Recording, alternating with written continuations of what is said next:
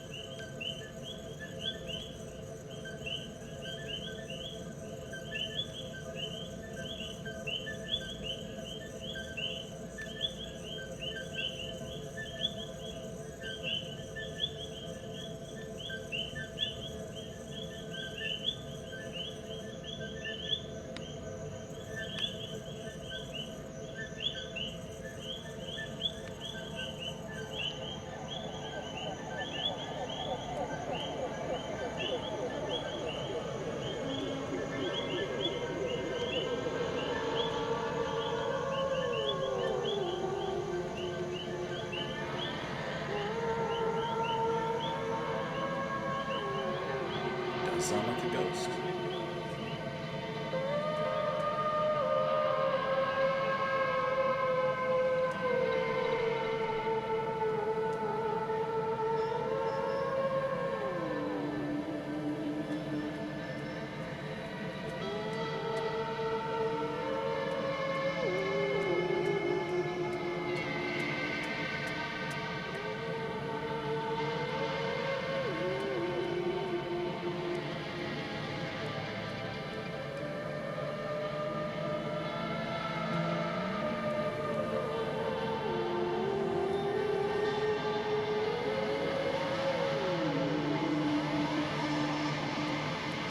Winds of ambient, just ghastly blowing around.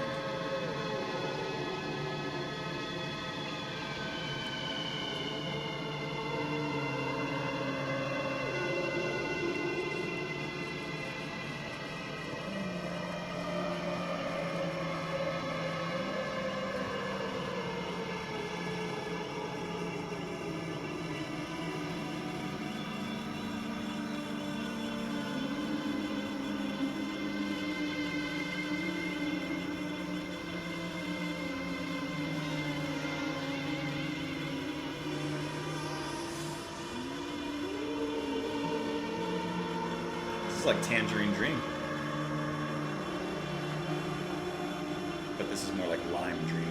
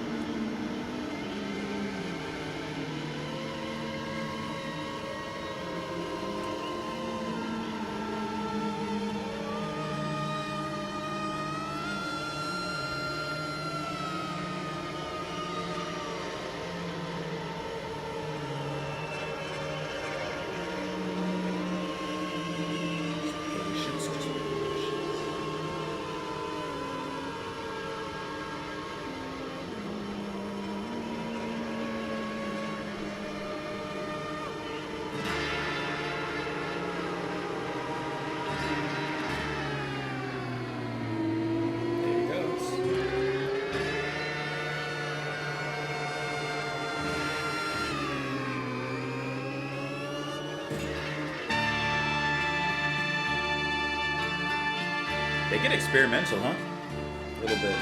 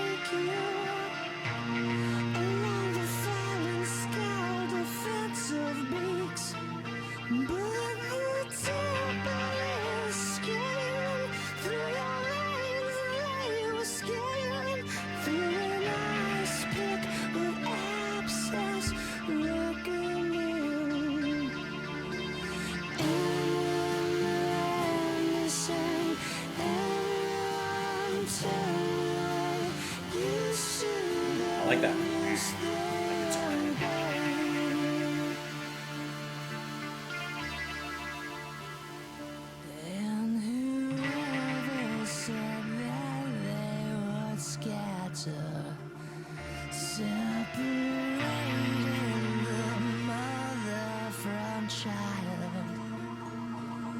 Shaken by a broken eyelid, raining maggots from its dye.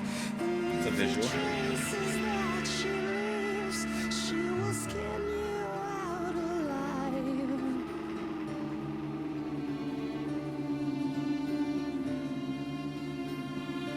All the children go grinding their jaws. The sweet smell of their toothless canals. And the moon she will make an ocean from this lake. As they siphon off all our blood. And when they sing, everyone turn away. Used to the news they obey.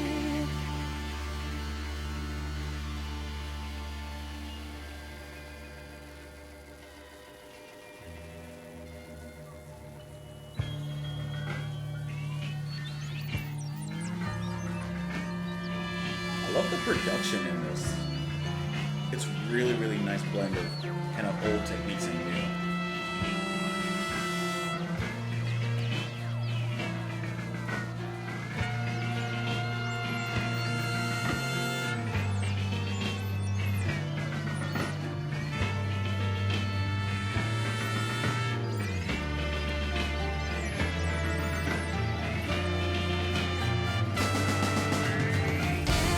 There it is.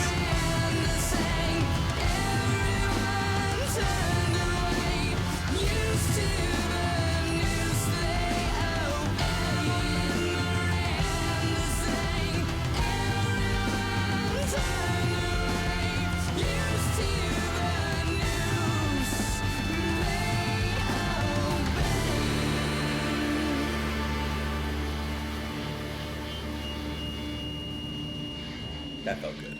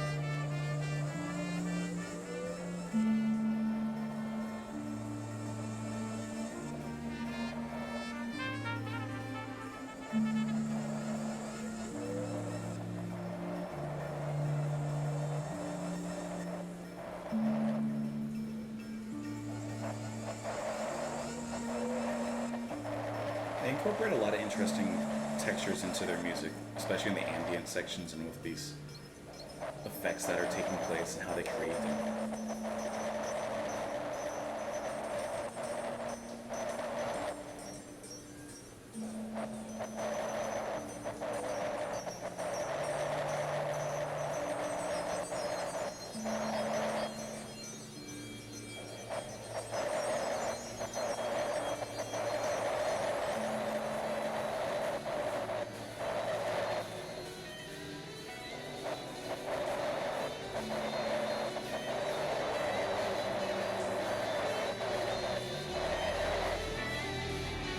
Coming back.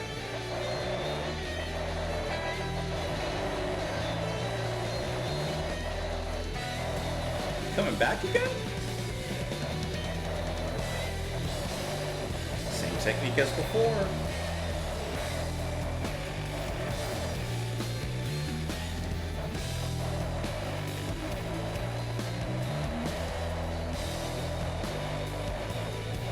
That's cool how they brought this back.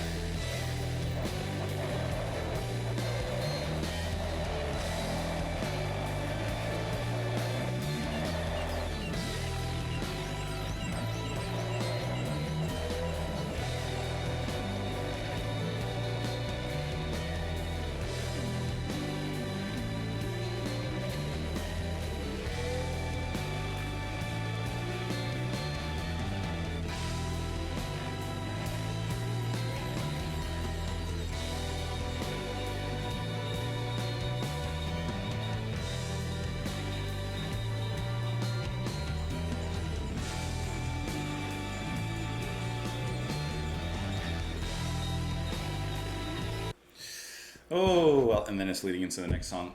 I like how they brought that part back from the end. That was really nice, the way they faded that back in, brought it from the previous. I like that. That was a cool little callback in the music. All right. This album has so many different sides and faces to its complete work. We have one more track left with Cassandra Gemini, which is 32 minutes and 32 seconds. And you're getting just this, I said it before, but this big diversity of sound from the band. The opening with its ambient sections we've had before in every song here. It opens and closes with some sound effects. Here, for some reason, I was feeling a little bit of Tangerine Dream in the beginning. And it goes on in this particular track for like, I think 4 minutes about before the music really starts to kick in. And I'm kind of divided on that aspect of the album so far. Because on one hand, I think that it does actually fit in well with the album as a whole. It fits in well with the story and with the narrative that each specific section / song is telling within the album. But on the other hand, just from a pure listening entertainment point of view, I'm like, I want to get into them hard parts. I want to get into the song. I want to get like down to the meat. I ain't got time for this bread. kind of thing. So I'm kind of divided on it, but overall, it's definitely a net positive listening to the music. Once again, the singing, I think, is extremely emotive. I love the use of his higher range, especially in the beginning, kind of leading us out of that ambient section, because you have, I can't do it, but those high wails that are kind of echoing in the back.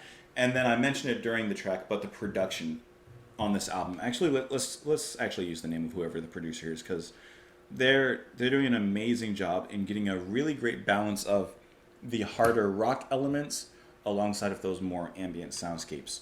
Production on this particular album is actually going to be handled by the lead guitarist, Omar.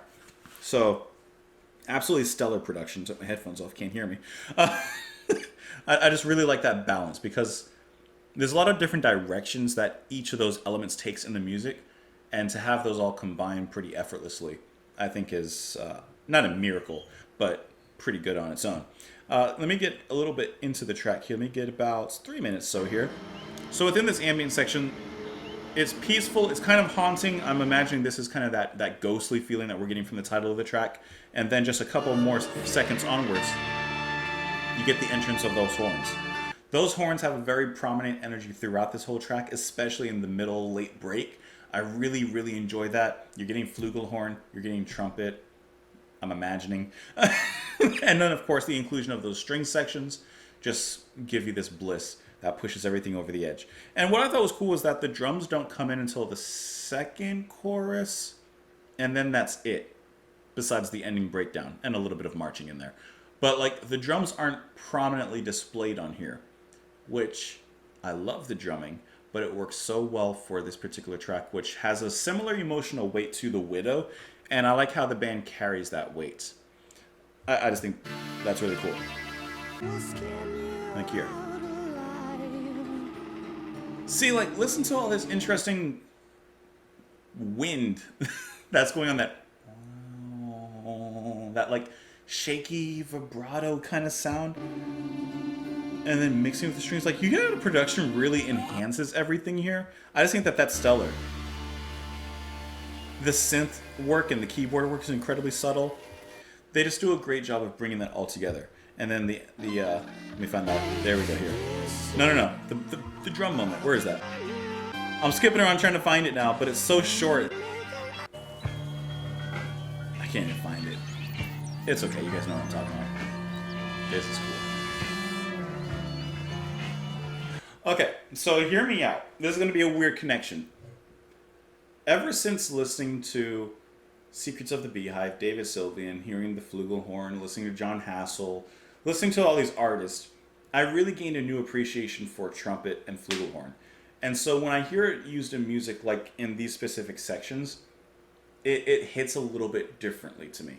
Because, and of course Miles Davis, yeah, of course. But like, I've never really thought of a horn in, I guess, rock music, progressive rock, etc., even genres kind of surrounding that. So those albums, those artists, kind of opened up my mind and my eyes towards that sound in music like this. Outside, for example, of, I guess, a jazz soundscape. So I just think that that's really cool when I still hear bands doing that today, which of course they do. But, you know, it's just cool. I just love how that sounds. And then, once again, that ending breakdown as we get back into this last tidal wave is a really nice callback. That's truly that King Crimson influence kind of showing through. All right, these lyrics. I always wanted to eat glass with you again, but I never knew how to talk without walls dropping on the eve. The nest they made couldn't break you along the fallen scaled of fence of beaks, but the temple is scathing through your veins. They were scaling through an ice pick of abscess reckoning. Here's what I get from reading that. I always wanted to eat glass with you again, but I never knew how. I always wanted to meet, talk, reconnect, but I knew that it would be painful. Like, you know, yeah, meeting for drinks, but eating glass is not going to be an easy conversation. There's going to be some hardship and some pain to it. But he never knew how to do it without the walls dropping on the eve. I just think of eavesdropping, like someone listening to them, right? Because weren't the church people killed his mother? No, there's something going on. I think the church is listening. God's listening. And when Miranda sang, everyone turned away. Used to the noose, they obey. When Miranda, the grandmother, was trying to get the truth out, everyone was scared of the penalty of death. People, maybe something like that, right? And whoever said that they would scatter, separating the mother from child, she can bat a broken eyelid, raining maggots from its sty, and with the traces that she leaves, she will skin you out alive. I have no idea. I don't know what's going on at this point. I need some help. That's what I need. Sometimes I'm not afraid to admit it. I need some help because I don't know exactly what's going on anymore at this particular point. I'd like to follow the story at least somewhat efficiently. All right, looking on Genius, Miranda is the grandmother of Cygnus, of course, the main protagonist. The issue is that Miranda wants to tell Cygnus the truth about Francis' death, but she is afraid of the church and does not approve of him being a drug dealer. Okay, well, I definitely didn't get the second part, but I did kind of get the first part. There was she wanted to speak, she wanted to sing, but okay, I'm kind of getting it. I am getting the music though. Let me know what you guys think of it. You can let me know that in the comments below. You can follow me on Twitter. You can support the channel on Patreon. Thank you so much, as always, for being here. And I'll see you all later. Bye, guys.